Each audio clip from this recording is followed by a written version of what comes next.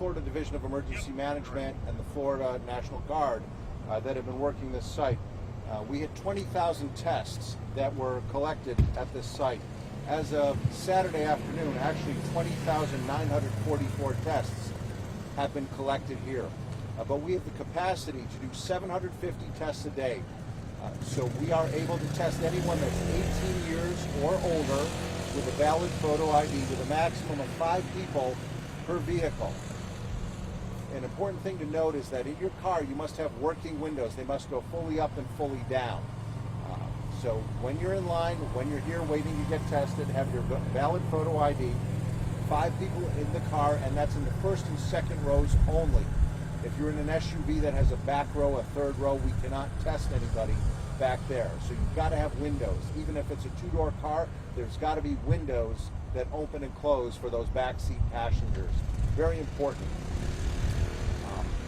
In addition, it's a drive-through site. No appointment is necessary. First come, first serve. Many times, if you come during lunch or later in the day, there's no wait. You can get in and out of here in 10 minutes. So it can be done very quickly. The state is committed to continuing this testing. We're open 7 days a week at the Hard Rock Stadium. As of 2 p.m. on Sunday, 295 people have been tested. And we're using the nasopharyngeal swabs to collect the specimens. That's a swab that's inserted into the nostril, and a specimen is taken there, and then it's sent to the lab. So while we do 700, we have the capacity for 750 tests per day. It was slow on the weekend. Today we had about 295, but we're here 7 days a week. So if you have not been tested, if you're feeling symptoms or not, regardless of whether or not you have symptoms, you can get a test. That's the important thing. And the Division of Emergency Management and the Florida Guard want you to know that you can come here, you can get tested, and it doesn't matter what county you live in. We're right off the turnpike at the Hard Rock Stadium. It's very convenient. And oftentimes we'll put out on Twitter when there's no line, no wait. You can just jump off the turnpike, get tested, and be on your way. An important thing to note, though, is that test really reflects a snapshot at that moment. So if you come here and get tested today, for example, and you leave here and stop at a store on your way home, you can still be exposed to the virus. So it's important to follow the precautions that are in place as far as, social distancing, minimal contact, and hand washing above all, because hand washing, touching your hands, touching your face, that's where the germs can enter your body. So be aware of your surroundings, be aware of people and spaces, and the last thing you want to do is expose anybody that could be at risk for severe symptoms of coronavirus. So heed the warning and follow the directions that are put out by the CDC and the local officials. Any questions? What caused you guys to relax some of this criteria? Well, this has been an evolving process. As you know, nothing to this magnitude has ever been done before. So the criteria initially was people with symptoms that expanded to people that may have underlying health conditions and so on and so forth. Also, first responders and healthcare workers, regardless of symptoms, have always been tested at this site. So initially it was the ensuring that we had an adequate supply of test collection kits that we could conduct those tests. We seem to have an ample supply now and into the future, so that's a good thing. And the importance of testing as many people as possible to really give us a good picture as to the number of cases that are still out there. Because even at the 21,000 people that have been tested at this site, and this is the busiest site that the state has run, that's still a small percentage in the overall picture. The state is actually expanding testing, opening up more sites, and every site has different operating hours and criteria. So it's important that you check with that specific site. Here at the Hard Rock Stadium, it's a drive-through, there's no appointment, and it's free. There's no charge for the test. You just need to be 18 or over. It doesn't matter if you have symptoms or not, and bring a valid photo ID. And was that specific number you said earlier, 20,944? That was as of end of business on Saturday.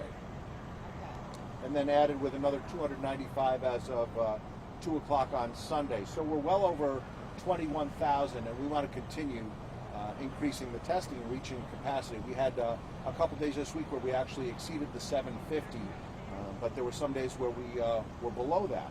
So we have the availability. We operate from 9 a.m. to 5 p.m. 7 days a week. If we hit the 750 before 5 o'clock, we may shut down based on the supply. Other than that, it's 9 to 5, unless otherwise. Do you guys feel like people aren't taking advantage of this testing site? Well, so far 21,000 people have taken advantage of the testing site. That's good, but we have more tests. We want more people to take advantage of it. It's important that people get tested so they know. And the big concern with the coronavirus is the asymptomatic transmission. You may not have symptoms, but if you test positive, that's important to know for your family and for everyone else you may be around. And just so that I'm correct, before you made these changes today, the criteria to come in was that you had to have symptoms or had some underlying medical conditions or be a first responder? The question is what the criteria change was today. We've actually had 7 variations of criteria change. So most recently, where we're testing all ages, there were some complexities that were found in testing children in the vehicles. So we've changed that, so it's 18 and over now. We're not testing children at this site, but we can refer you to a site that will accommodate children, or you can always check with your pediatrician for the best way to test children. You know, this is anything but ideal circumstances. It's less than ideal to try and get an adequate test specimen, and that's what we want to be able to ensure, is that every test that we collect here is an adequate specimen so the lab can process that and give an accurate result. Anybody have anything else? That's it. So again, just to recap, 18 and over with a valid photo ID, maximum of 5 people per vehicle in the first and second rows only. You have to have working windows on both of those rows to be tested. In addition, make sure your air conditioning is working, because you have to remain on site with your windows closed the entire time that you're on the property here. So have working air conditioning, have enough gas in your tank in case there's a wait. We saw early on with the long lines that people were running out of gas, or they were leaving their car, their air conditioning running to save gas with the engine off, and the cars were dying, and that created a log jam in the line. We've gotten past that, and the word seems to have gotten out, but just plan ahead. Also, if you think you may be here during a busy time, bring fluids, bring water, bring snacks, and if you have any medical conditions and need medication, make sure you have the medication you'll need, just in case there's a wait while you're in line. But we've worked vigorously to reduce the wait times. The Florida Guard and the Division of Emergency Management are ensuring that the tests are done as efficiently and professionally as possible. So, we've got this down to a science. The lines seem to move. Oftentimes we'll have a line in the morning, so it may behoove you to wait until lunchtime or early afternoon when there's no line. We're on Twitter at Florida PIOS, so you can monitor the line progress there. And for media, we have a link for you to sign up on our Twitter feed to get our advisories as well. So anything you can do as our media partners to help put the word out about the test site, that it's free, it's drive-through, anyone 18 and over, regardless of symptoms, can be tested here. And exactly what date did this open? This opened the end of March.